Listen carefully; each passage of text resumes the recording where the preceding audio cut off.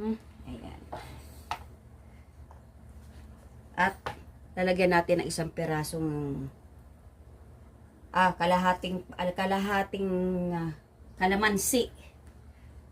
Lagyan natin ng paminta. At lalagyan din natin ng konting asin.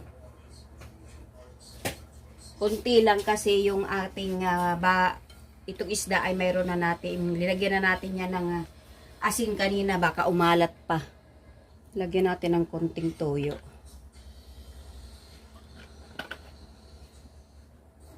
At konting sugar. At lamasin.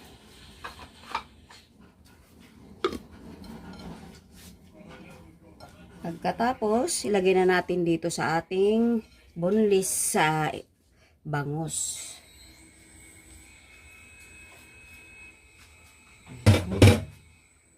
Tapos, ipiprito natin. Ayaw niya kasi ng inihaw.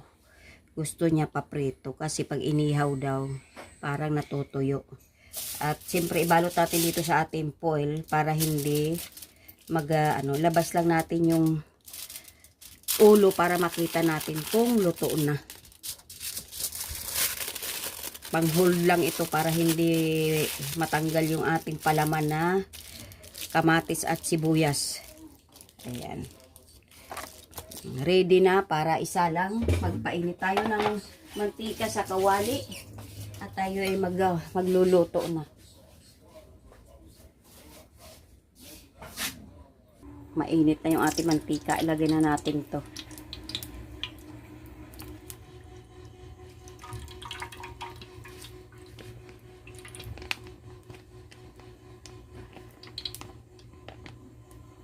Dahil malaki, ayan. Ano na lang natin, paikot-ikutin na lang natin pagluto. Malaki yung bangus.